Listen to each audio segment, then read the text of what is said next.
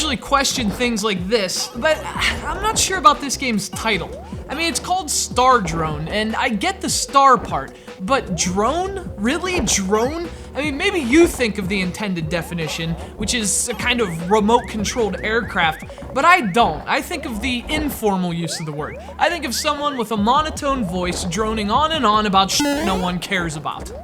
I think dull. I think boring. Fortunately, StarDrone is anything but.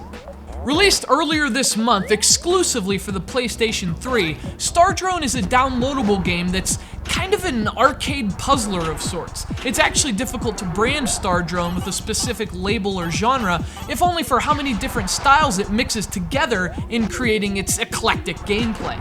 You're collecting stuff, you're solving puzzles, you're flying all over the place, and for the most part, you're melting your brain in the process, with unrelentingly pulsating rhythms, lights, electronic beats, and if you're anything like me, catastrophic explosions. You play as what is evidently a star drone. You start each level by launching the drone, which flies in whichever direction you were aiming when you fired. Because it's a drone, you can't control it directly, but the objectives of the game depend on you manipulating its flight path. So basically, the entire point of StarDrone is to utilize gravity, momentum, and physics to maneuver the drone, collect what's necessary, and finish the stage. It's kind of like Pinball, Pac-Man, and I don't know, Asteroid just got together, took some LSD and threw a rave, which actually really illuminates the inadequacy of the name StarDrone. There are more than 50 levels in StarDrone, and across them all, there are a few different objectives. In some levels, you might have to collect all the stars. In others, you might have to gather fragments of a star and then haul them back for reassembly, and you do all that by indirectly moving the drone. You see, the only thing in StarDrone you actually have control over are the electronic lassos that shoot from the sides of the drone.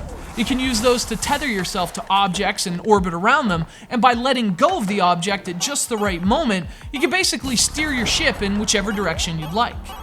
So the game basically turns into a test of your ability to judge angles. So let's hope you paid attention in geometry class.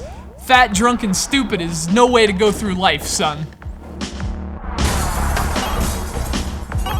The levels are also broken up nicely in terms of their design. Some allow you to roam freely and swing around as much as you'd like, but others are more strict. In fact, the levels are sometimes more like deliberately staged exploits without much freedom.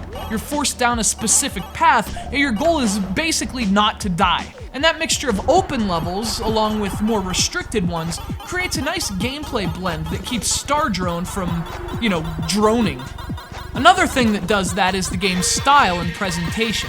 StarDrone was developed by a studio called Beat Shapers, and this game certainly emphasizes the first part of that name. The pulsing techno soundtrack and flashy graphics are a fantastic pairing, and they make StarDrone as much an aesthetic experience as it is a gameplay one.